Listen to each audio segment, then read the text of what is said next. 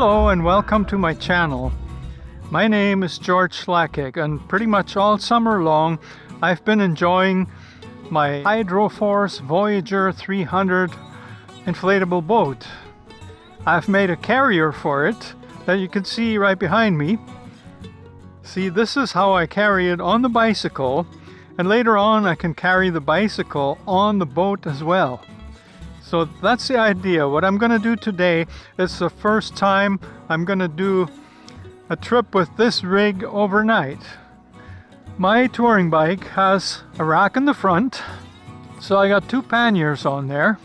See, this is the first time I'll ever be doing this with the boat.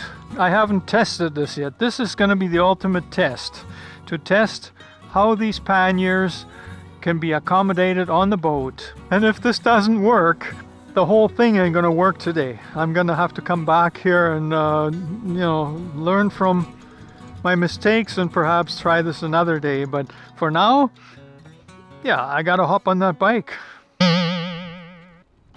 So I'm in the neighborhood. I'm riding toward the trails. I'm thinking the way I have to do this is to go as far along the river as I can on the trail, so that, because I still think that I'm a lot faster on the bike, and because my island is basically in Fort Saskatchewan. That's the one I had picked out for myself. It's late September, but it's a beautiful day today, so this is why I'm taking advantage of this. I'm pushing the bike with all the shit and caboodle down to the river, and I'm hoping this is going to be a good launch point and that it is not too far away from my island. I mean, I know it is far away, but I should have a couple of hours easily to get there, and then another hour to set up the tent.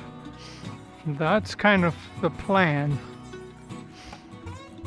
I made it down the embankment, which was a bit of a challenge. I already took off the two panniers that I had, and now it's a challenge to take off the boat, because I kind of can't let go of the bike because it's gonna flip on its side. So I have to I guess stop the camera and then take it off. There you go. It's really simple, but it's because I don't have a kickstand or anything. I have to do it this way. So it literally is supposed to take like 5 minutes to blow up this boat. I'm well on my way to getting that up there. I can see the sun going lower. That kind of worries me. So now I'm going to be on the water with all that stuff. Oh well. Adventure, right?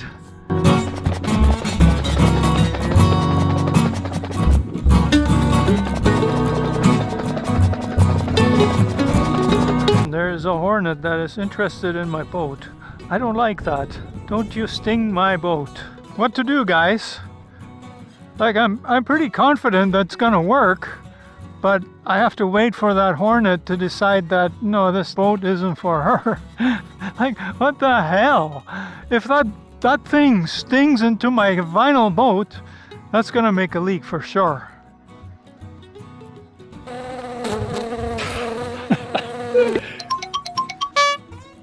So I made it. I'm on the water and my rig is rock solid. I mean, look at this.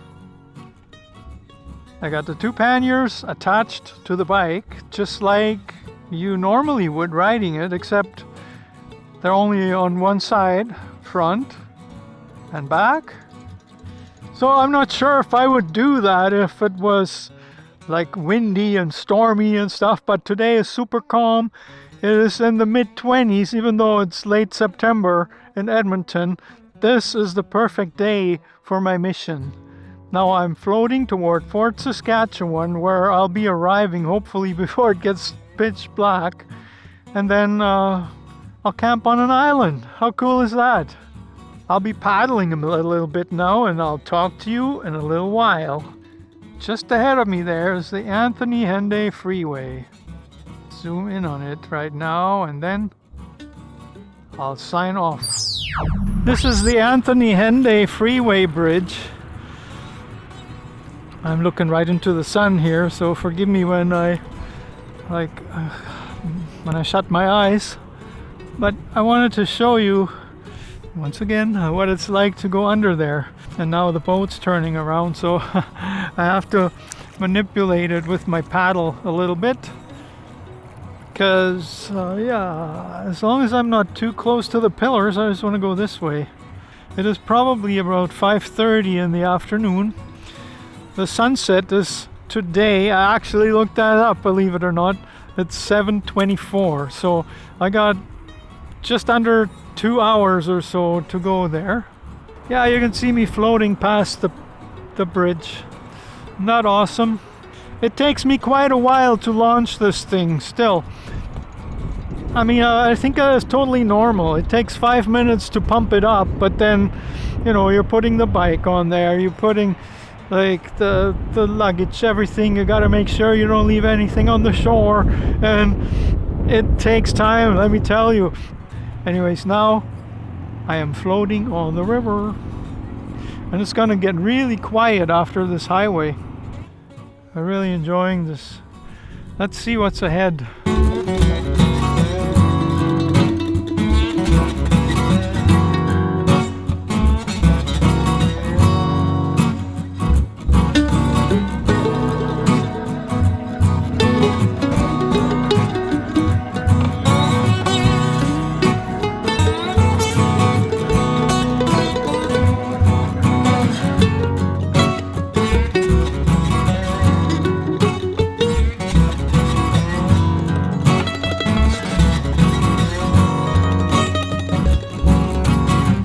So you know what? I'm gonna be 60 in just a week or something like that. Yeah, it's actually today is gonna be 1 week, and I'm gonna be, like, according to the numbers that we go by, I'm gonna be 60 years old. Can you believe it? From my perspective, it's like, yeah, I've had a lot of experiences. Life keeps going on, and so far I've enjoyed far more of it than I dreaded. And of course, you know, everyone has some kind of regrets, but when I think about it in the big picture, then they become negligible, because, you know, there's always the silver lining in everything that happens and everything you do. Even the worst things that go totally wrong, there's always good things about it. And once you focus your energy on that and creating memories that are positive, and remember people for the good in them, because everybody has it, then I think you will enjoy life more. A little bit of philosophical stuff here. I seriously have to paddle a little bit because this boat is just sitting here. It's moving, I can see it by the shore, but all on its own, it is very slow.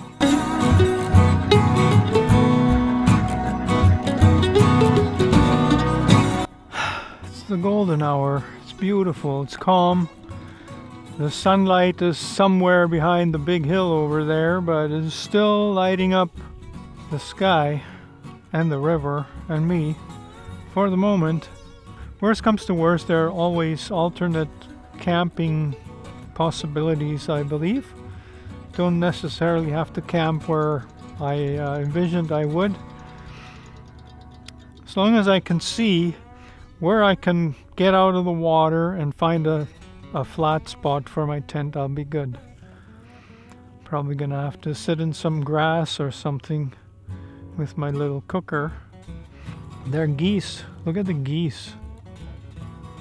They've got something cooking. There's a train somewhere in the distance, and now I'm trying to think, where are the nearest train tracks from here? Maybe I'm not as far as I thought I was, but I think I'll be fine. I mean, what could possibly go wrong here? right now there's still enough daylight to not to worry about it immediately. So I'm just going to keep on paddling for a while. And I'll talk to you later. Happy camper here tonight. So I'm at a beach here. My rig is over there.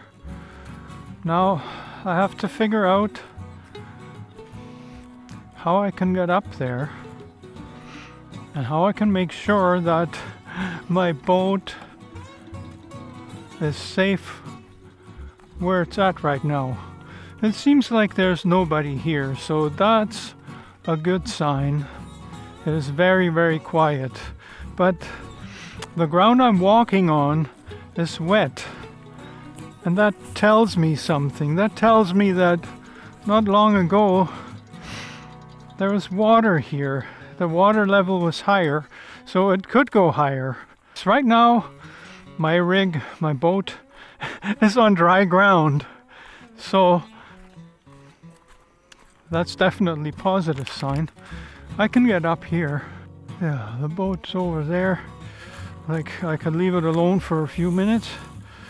I just want to see if there is a suitable camping spot up here. Yeah, I definitely have no clue where I'm at. But it sure doesn't look too bad. I could just take everything apart and bring it up here. That'd probably be safer. Be a lot of work too.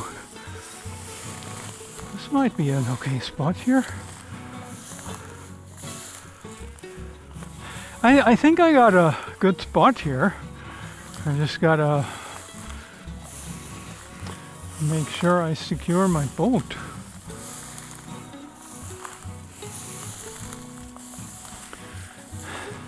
Maybe there's a spot where I can get down better. That's the biggest problem, is this steep embankment, you know, how to get down.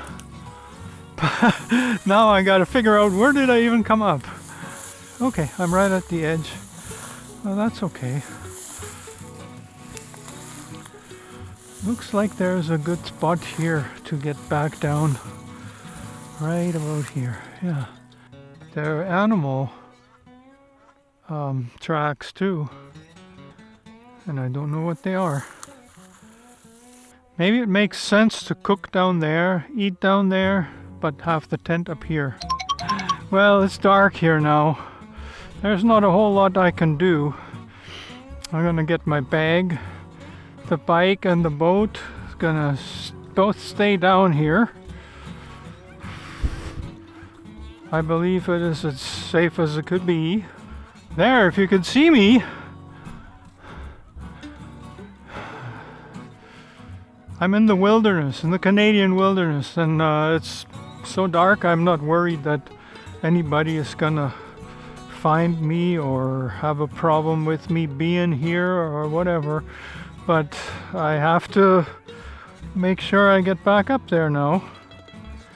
And then everything that I have here is just gonna stay here till the morning. I find right now I'm not in the mood of cooking anything. It's too late for that. I mean, I could make a beautiful fire here. I'll think about it when I got my sleeping bag blown up and everything. I mean, it would be nice. Well, I got this little bike light that I had on my bike, and see, it'll help me find my way up there. Yeah, right here's my pathway. Alright, this makes no sense. I'll talk to you later when I know what's going on. Hey there. Well, I'm in the dark now. I'm sitting on my life jacket down by the beach next to the boat. So I decided I'm not gonna cook tonight. It's way too dark here. I decided I'm just gonna eat what I have that is already ready to eat. There's a bag of chips here. I know it's not the best dinner.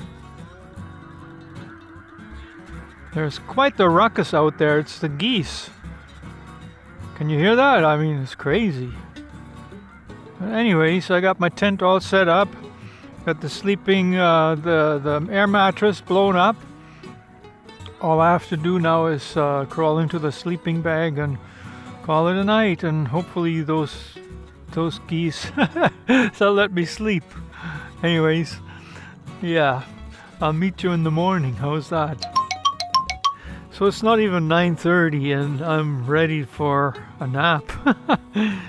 I was sitting down there by the beach, but you know, it was so dark. It might have been fun to sit there and have a fire going, but yeah, maybe another day. I'm just gonna unfold my sleeping bag and crawl in there, and that shall be it. I don't know that land that I'm on. I believe it's part of the river. I don't know what else it could be, if I'm trespassing or stealth camping or whatever. But I believe it's all good. I think I'm gonna have a quiet night here. There's nothing but a few beavers, the geese of course, and then the other thing is my boat. Well, the sand where I parked it is kind of wet. It's really hard to drag that boat around with the bike on there and stuff, but I put a log underneath it in the front where the bike is, so it lifts it off the ground a bit. And in the back I did the same thing. I put a log that was kind of shaped with a branch on it and stuff, and set that under the boat so it lifts up the boat by about, I want to say 4 or 5 inches. And then I put sticks around the boat that will hold it in place just in case the water rises. But somehow I don't think the water is going to rise a lot or at all. This is the North Saskatchewan River. There's no rain in the forecast right now. It is very calm. I believe I got lucky with the weather. I think and I hope, of course, that my boat's still going to be there in the morning. So yeah, folks, that's it. Oh, you know what? I want to say a word about, give a shout out to a channel, a guy from Alberta here, Steve Wallace. He's got a YouTube channel that is all about stealth camping. Camping like in the weirdest places. And he's been my inspiration at times. This guy, most recently, his wife passed away. The last video he posted that I seen of him, he was very heartbroken. He was in tears. Hey Steve, I don't know if you ever watch other YouTube channels. If you ever watch mine, well, my thoughts are with you, man. I mean, I really respect what you do. Enjoy your videos always. My sincere condolences. With that, I'll leave you for today, and I'll be back in the next video. If you enjoyed this video, give it a thumbs up.